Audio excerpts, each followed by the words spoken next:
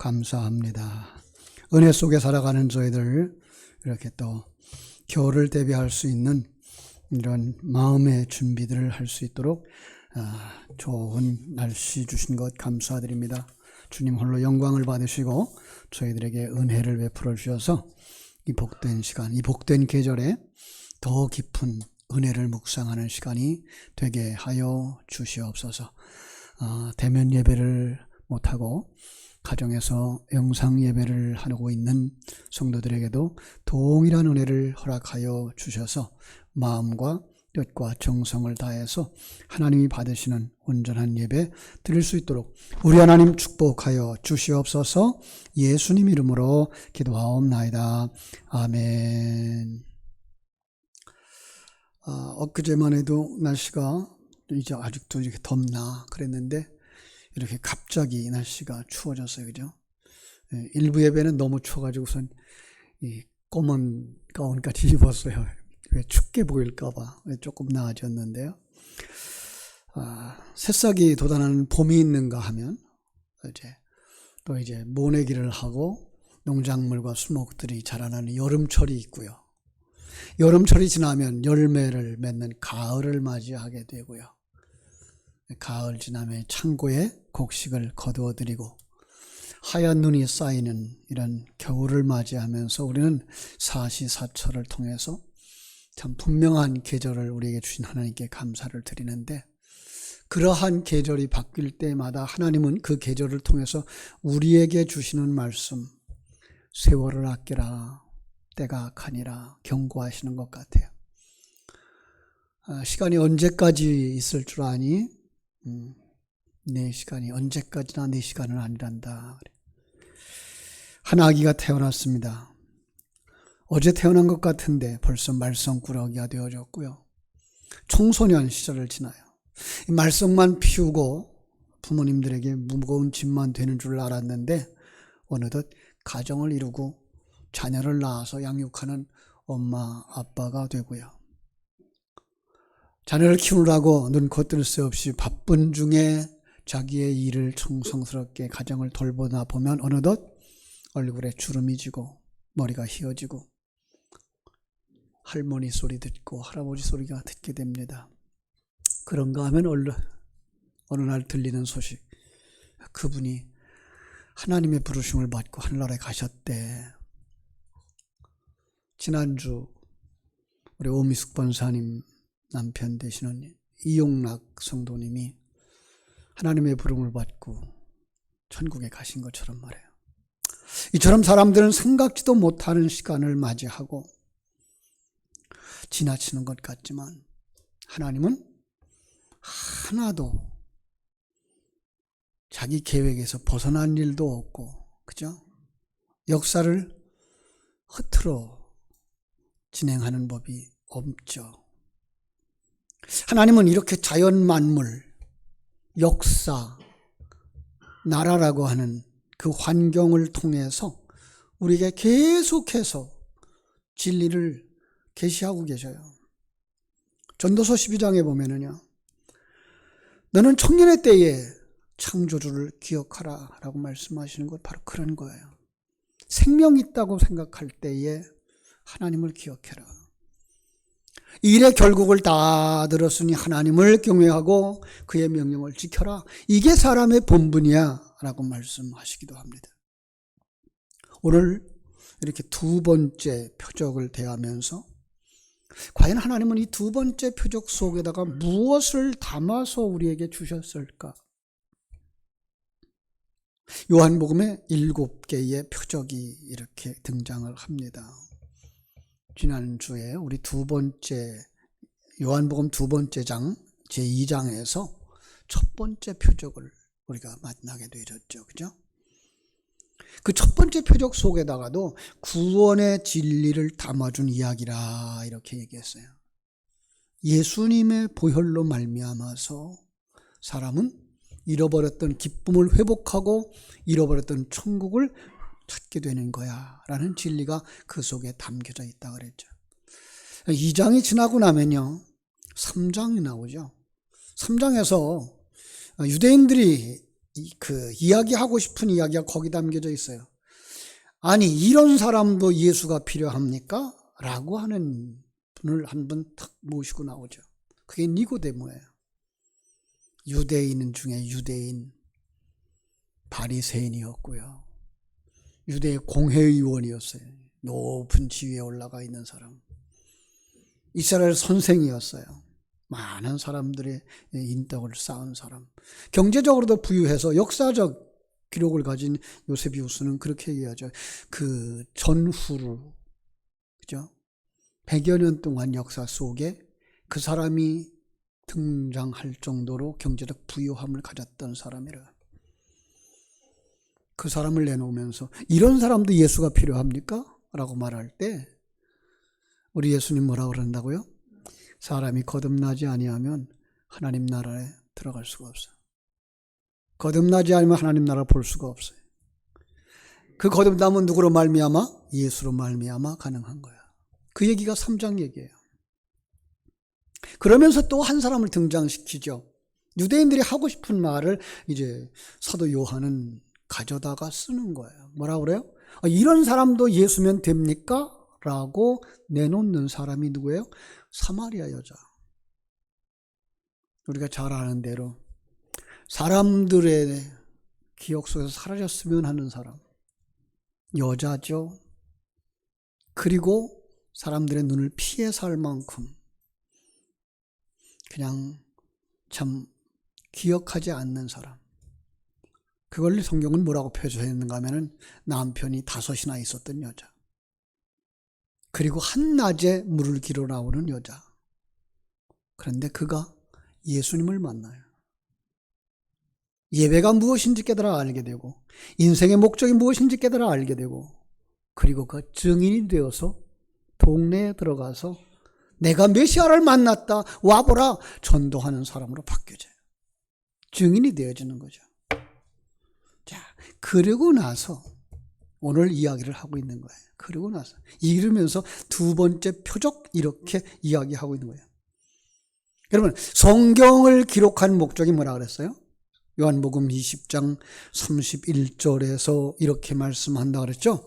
성경에 기록함은 너희로 예수께서 하나님의 아들 그리스도임을 믿게 하려 하며 또 너희로 예수를 믿고 그 이름을 힘입어서 영생을 얻게 하려 함이니라. 요한복음을 주면서 뭐 하신 거예요? 예수가 그리스도야. 예수를 본 사람은 성자 하나님을 보는 사람이야. 그래서 그 보는 성자 하나님으로 말미암아 영생을 얻게 하려는 거야 라고 말씀하고 있는 거예요. 그렇다면 이 말씀을 읽어가는 우리들은 어떤 사람이어야 될까? 우리도 이 모습을 보면서 내 모습을 볼 수 있는 사람들이 되어져야 하는 거죠. 그렇죠? 그래서 이 7개의 표적은 어디로 연결되어지는가 하면 1장 50절 51절로 연결되어집니다. 한번 1장으로 가서 보겠습니다. 1장 50절 51절 예수께서 대답하여 이르시되 내가 너를 무화과나무 아래에서 보았다 함으로 믿느냐? 이보다 더 큰 일을 보리라. 이르시되 진실로 진실로 너희에게 이르노니 하늘이 열리고 하나님의 사자가 인자 위에 오르락 내리락 하는 것을 보리라 하시니라. 여기 큰 단어가 뭐예요? 더 큰 일을 보리라. 그러니까 7개 표적은 더 큰 일이에요. 그게 뭐예요? 예수 그리스도로 말미암아 구원받는 역사. 그렇습니다. 그러면서 첫 번째로 보내준 표적이 2장에 나오는 표적이라고 그랬죠. 7번째 날이기도 하고 첫 번째 표적이기도 한 이 물이 변해서 포도주 되는 사건으로 말미암아 잔치가 참 파장이 될 수밖에 없었던 그 상황 속에서 포도주가 회복되어짐으로 말미암아 그들의 기쁨이 회복되어지고 그것을 바로 천국의 모습, 안식의 모습으로 우리에게 그려주었다. 거기에 6개 물 항아리가 있었죠. 6개. 그래서 안타까워할 때 바로 그 곁에 예수님이 탁 서시면서 예수님이 7번째 포도주 항아리가 되는 거죠. 완전한 보혈. 그 보혈로만 천국은 회복된다. 기쁨은 회복된다. 이런 이야기를 하고 있는 거야. 그러면서 지금 두 번째로, 그죠? 표적을 보여주시면서 이 표적을 통해서 뭐예요? 예수가 그리스도야. 그분은 어떻게 우리를 살리는가? 그 이야기를 지금 보여주고 있는 거예요. 그렇습니다. 자, 사도 요한은요, 이 복음서를 통해서 뭘 전하고 싶어요? 오직 복음만 전하고자 하는 거예요. 그래서 주님께서 행하신 수많은 표적들, 여러분 많이 기억할 거예요. 병든 자들 고치는 사건들. 근데 그 중에서 7개만 딱 뽑아가지고서 그 7개의 깊은 진리를 설명하고 있는 거예요. 숫자적으로 의미를 가미하면 뭐예요? 복음을 완벽하게 설명하는 표적들이다, 이런 거예요. 따라서 우리는 예수님이 왕의 신하의 아들을 고치는 사건 속에서 어떻게 그리스도의 십자가와 부활이, 그리고 어떻게 그 말씀이 거반 죽게 된 사람을 살리는가, 우리 한 번쯤 살펴봤으면 합니다. 자, 46절 47절 한번 보시겠습니다. 예수께서 다시 갈릴리 가나에 이르시니 전에 물로 포도주를 만든 곳이라 왕의 신하가 있어 그의 아들이 가버나움에서 병들었더니 그가 예수께서 유대로부터 갈릴리로 오셨다는 것을 듣고 가서 청하되 내려오셔서 내 아들의 병을 고쳐주소서 하니 그가 거의 죽게 되었습니다. 왕의 신하의 아들을 고치는 사건만 설명하려고 하면 여기서부터 시작하면 돼요. 그런데 요한복음은요, 그 사건도 중요하지만 그 사건을 빠르게 이해하도록 덧붙이는 글을 썼어요. 41절 42절이에요. 예수의 말씀으로 말미암아 믿는 자가 더욱 많아 그 여자에게 말하되 이제 우리가 믿는 것은 내 말로 인함이 아니니 이는 우리가 친히 듣고 그가 참으로 세상의 구주신 줄을 알미라 하였더라. 여기서 강조하고 있는 게 뭐예요? 우리가 친히 듣고 알았다.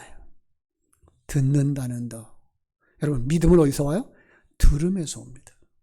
그렇습니다. 믿음은 들음에서. 그래서 우리는 주일마다 말씀을 들어야 되고 새벽에 말씀을 들어야 되고 성경을 펼치면서 그 속에서 나오는 진리의 말씀을 들어야 됩니다. 그러면 뭐가 와요? 기노스코, 알았다가 오는 거예요. 이해하다라는 거예요. 생명의 주로 알았다는 거죠. 그리고 43절 44절에서 예수님이 거기를 떠나 갈릴리로 가시면서 하시는 말씀이 선지자가 고향에서는 높임을 받지 못한다 그래요. 그런데 45절에 보니까 갈릴리에 이르자 갈릴리 사람들이 그를 영접합니다. 여러분, 예수님이 상황을 잘못 파악했을까요? 아니면 요한이 글을 쓰다가 잘못 기록했을까요? 주님의 말씀이 맞는 말인가 찾아봤더니 마태복음 13장 54절 이하에서 이렇게 말씀하셨어요. 고향에 회당에서 가르쳤더니 사람들이 놀라 이 사람이 이 지혜와 이런 능력이 어디서 났을까 이렇게 놀라면서도 57절 마태복음 13장 57절 예수를 배척하더라고요. 그럼 예수님을 고향에서 배척받는 거, 대접받지 못하는 거 맞죠? 자, 그런데 왜 오늘 본문에서는요, 45절에서 고향 사람들이 주님을 열렬히 환영했다 하는 대목이 나올까요? 여기에 열쇠가 있습니다. 여러분, 사실 갈릴리 사람들은 예수님을 영접하고 환영했습니다. 그런데 영접한 이유가 뭐라는 거예요? 45절 중간에 보면 이는 자기들도 명절에 갔다가 예수께서 명절 중에 예루살렘에서 하신 모든 일을 보았습니다. 그들이 주님을 영접하고 환영한 이유가 그 예수님이 기적을 베풀어 주시더라. 그 예수님이 배고픈 자들에게 먹을 거 주시더라. 그것 보고 그를 환영했다의 뜻인 거예요. 그걸 더 이해하기 쉽게 만드는 문장이 하나 있는데 요한복음 2장 23절 24절이에요. 6월절에 예수께서 예루살렘에 계시니 많은 사람이 그 행하는 표적을 보고 그 이름을 믿었으나 여기까지만 보면 뭐예요? 아, 그분들이 예수를 믿었구나 이렇게. 그런데 그 다음 구절이 뭐라고 되어 있는가 하면요, 예수는 그 몸을 저에게 의탁하지 아니하셨으니 이는 친히 모든 사람을 아셨습니다라. 무슨 뜻일까요? 예수님을 믿는다고 사는 사람들 중에 어떤 신기한 기적을 보고 그분을 통해서 뭘 얻고자 하는 그런 욕망 속에서 믿는 사람이 있더라는 거죠. 근데 그것도 믿음이라는 단어를 쓰고 있어요. 그런데 그 믿음은 온전한 믿음이 아니야를 보시기 위해서 뭐예요? 예수님이 그들에게 몸을 의탁하지 않았다라는 말을 거기에 쓰고 있는 거예요.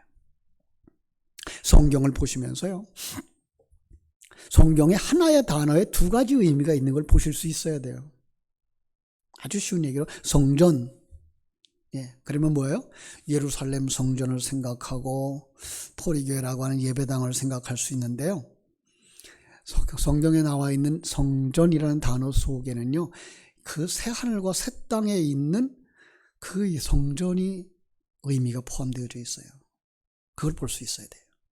예루살렘이라는 단어도 마찬가지예요. 지형적인 이스라엘의 수도 예루살렘을 이렇게 생각할 수 있는데 불구하고 그 속에다가 하늘나라의 새 예루살렘 성을 볼 수 있도록 눈을 열어주셨어요. 영접이라는 단어도 마찬가지예요. 영접이라는 단어, 바로 우리가 생각하는, 오시니까, 오세요. 집에 들어오시죠. 이렇게 하는 외형적인 영접이라는 의미가 있는가 하면, 그 영접이라는 단어 속에는요, 하나님의 생명을 자기의 생명으로 받아들여서 그가 하나님의 사람으로 거듭났다라고 하는 단어가 거기에 담이 들어가 있어요. 여러분 잘 아시는 한 구절, 요한복음 1장 12절에 보면은요, 영접하는 자, 곧 그 이름을 믿는 자들에게는 하나님의 자녀가 되는 권세를 주셨다라고 말하고 있어요. 그죠? 거기서 영접은 뭐예요? 믿는 거예요. 그런데 오늘 단어에 보면은요, 바로 그런 의미에서 이 영접이라는 단어가 쓰여지고 있어요. 자, 영접하는, 요한복음 1장 12절에서 이야기하는 영접이라는 단어는요, 람바노라는 단어인데요, 하나님의 생명을 받아 그 생명, 하나님이 보여주신 것, 영원한 세계, 하나님의 계획을 아멘으로 받고 내가 그 하나님의 계획을 따라 완성되어져 가는 사람인 줄을 깨달아 알았다. 그리고 그렇게 살았다. 이게 뭐예요? 람바노라는 단어 속에 들어가 있는 영접이에요.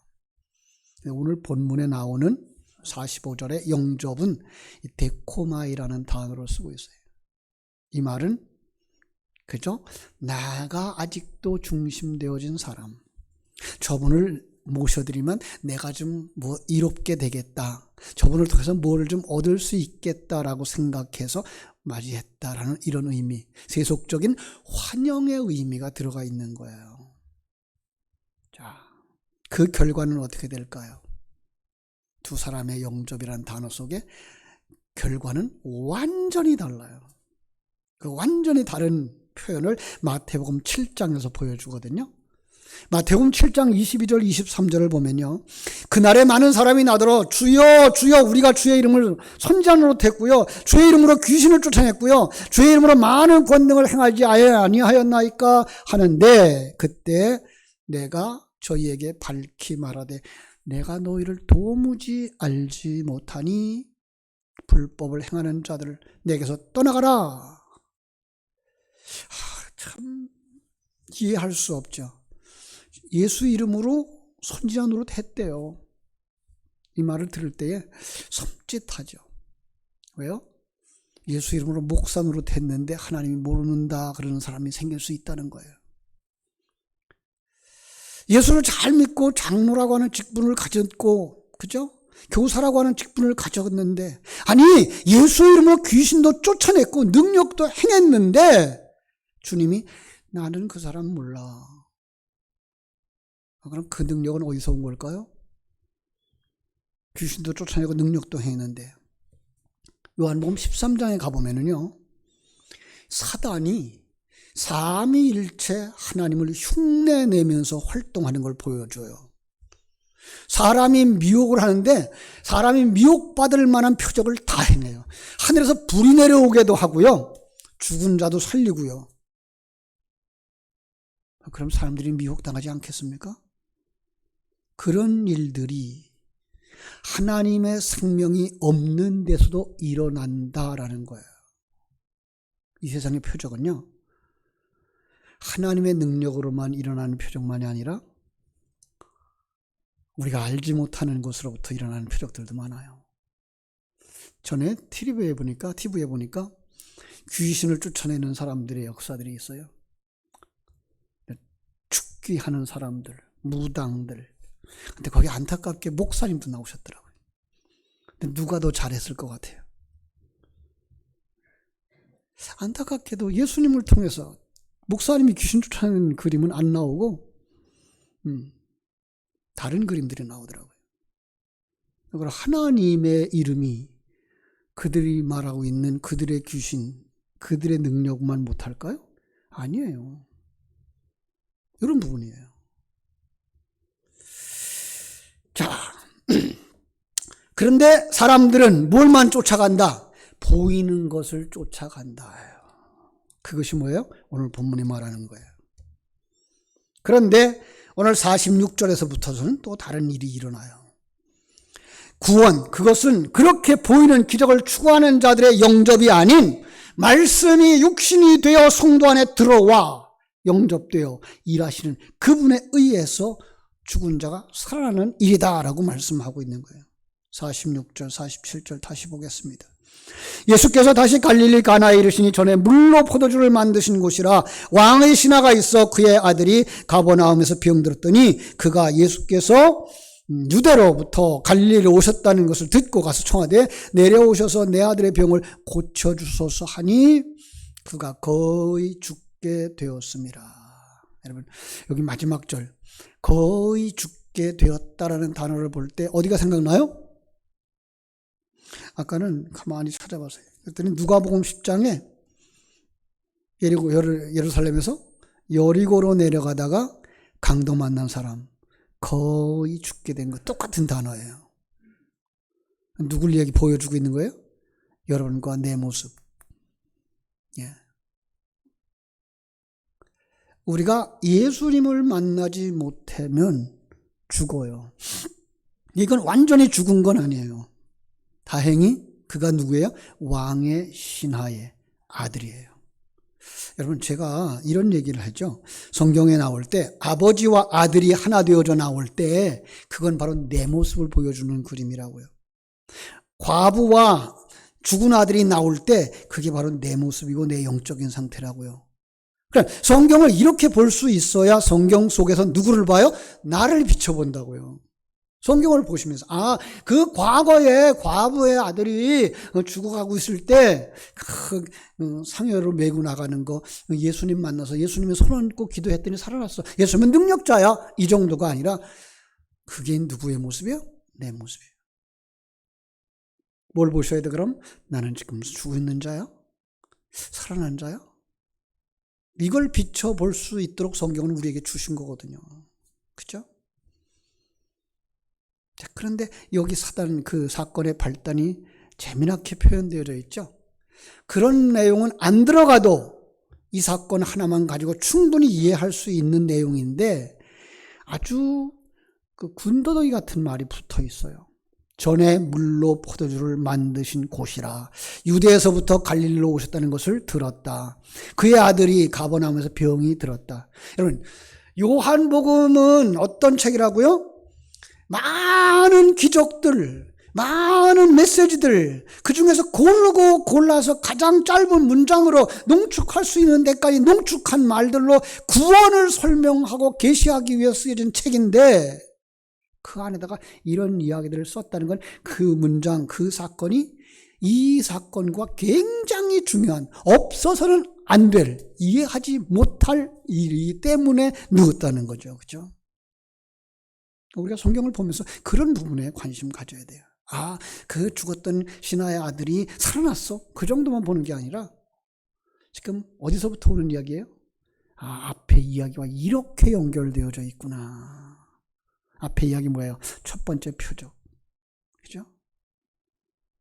더 나아가서 그 앞에 있었던 사마리아 여인이 변화되어지고 변화되어진 그들이 했던 그 말, 그것이 바로 이 내용의 핵심이고 이해 문제를 여는 열쇠구나라는 것을 알 수가 있어야 되죠. 두 사건을 한번 비교해 봤어요.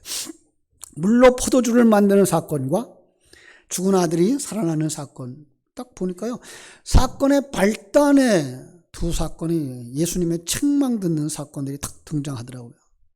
첫 번째 표적에서는 마리아가 책망을 받죠. 마리아가 예수님의 어머니 아닙니까? 잔치집에 뭐가 떨어졌어요? 포도주가 떨어졌다! 라고 나오자, 여자여, 나와 무슨 상관이 있나이까? 이런 불효자식이 어디 있어요? 아니, 어머니 보고 여자예요? 그거 그렇게 보시면 안 된다 그랬어요? 여자는 어떤 사람이에요? 씨앗을 가지지 못한 사람, 하늘 생명을 가지지 못하고 흘려버리는 사람, 타락한 우리의 모습. 그래, 타락한 우리가 우리가 도울 수 있는 존재로만 알고 나와서 구하는 건 바로 책망 들을 만한 일이다라는 거죠. 여기도 그래요. 왕의 신하가 책망을 받는 거예요. 그죠? 어떻게 그렇게 모르냐? 표적을 보거든. 그죠? 그리고 두 사건 다 어떤 일로 문제가 해결되는지 봤더니 말씀에 의해서 표적이 일어나요. 그죠? 물을 갖다 부어라, 가져다 주어라, 순종하는 그 순간에. 그죠? 그러니까 말씀을 순종하는 거기에서 기적이 일어나요. 내 아들이 살았다. 여기 오늘 본문은 살아있다라는 말로 표현을 했는데요.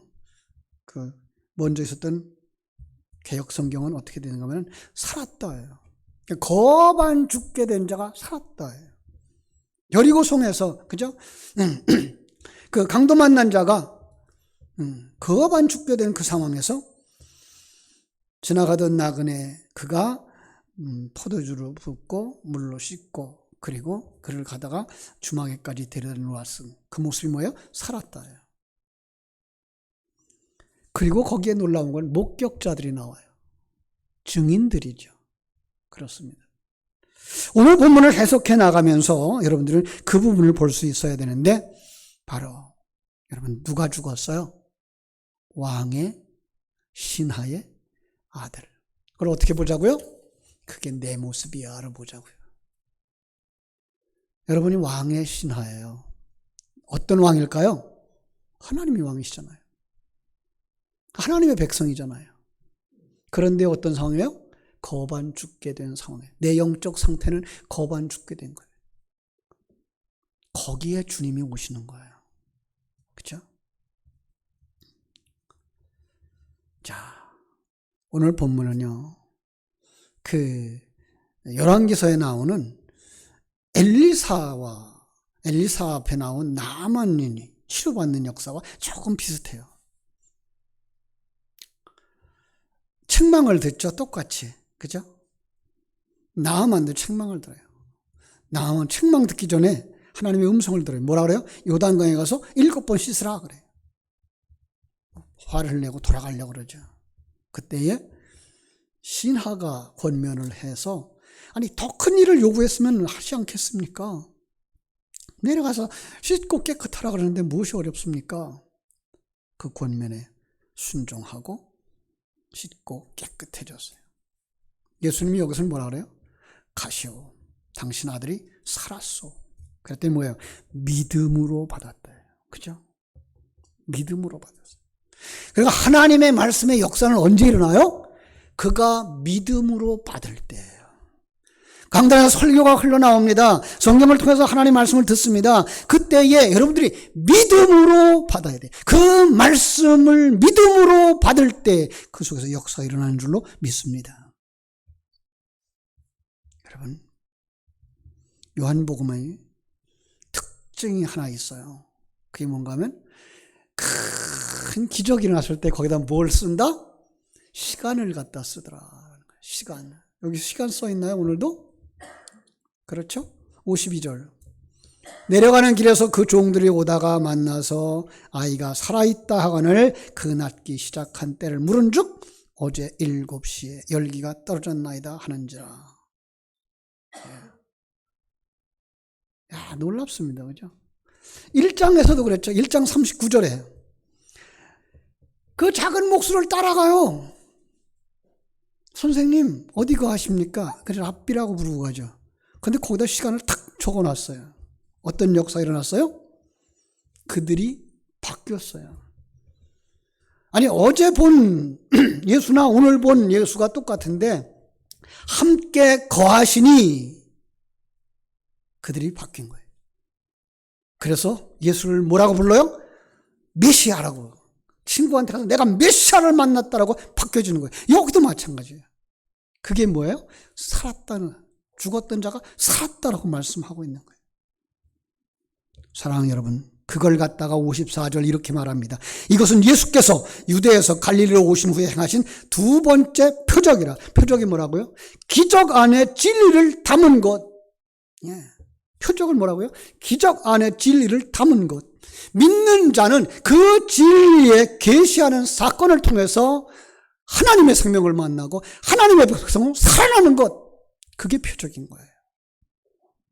그 속에 하나님의 존재에 대한 이해, 하나님의 계획에 대한 이해, 그 하나님이 나와 함께 하심을 믿는 믿음, 그 하나님이 내가 살아가는 환경 속에서, 인간관계 속에서, 사건 속에서 나를 재창조해서 하늘나라에 들어가서 온전한 하늘나라를 유업으로 받을 수 있도록 아들로 만드시는 사건이고, 그리스도의 신부로 만드시는 사건이고, 성령이 가시는 성전으로 만드시는 사건. 이게 다 뭐예요? 상징적인 표현들이란 말이에요. 그 속에 누가 살고 있어요? 내가 살고 있는 거예요. 그래서 53절이 가능한 거예요. 그의 아버지와 예수께서 내 아들이 살아있다 하신 말씀 그때인 줄 알고 자기와 온 집안이 다 믿으니라. 사랑하는 여러분, 이 믿음이 여러분 속에 생명 있게 역사하셔서 여러분만 아니라 여러분 주변에 있는 모든 이들, 가족들과 이웃들이 다 구원받는 역사 일어나게 되기를 주님의 이름으로 축원합니다. 기도하겠습니다. 하나님 우리 아버지, 크신 은혜와 사랑을 감사하고 감사합니다. 두 번째 표적, 그것은 바로 왕의 신하에 죽었던 아들이 살아나는 역사였습니다. 우리가 하나님을 왕으로 모시는 자들이고 그의 백성들인데, 그의 종이며 그의 신하인데 내 속에 영적으로 죽어있다고 말씀하시는 음성을 들으면서 어떻게 살아나야 될까? 하나님의 말씀이 떨어질 때 아멘으로 순종하고 그 말씀을 내 심령의 생명으로 삼고 그 생명에 의한 삶을 살아갈 때 내가 살아나는 것이라는 사실을 깨달아 알고 나뿐만 아니라 내 가문도 내 자손들도 다 구원받고 천국 백성 되기를 열망함으로 생명의 통로, 축복의 통로가 되는 복된 성도들이 다 되게 하여 주시옵소서. 감사하며 예수님 이름으로 기도하옵나이다. 아멘.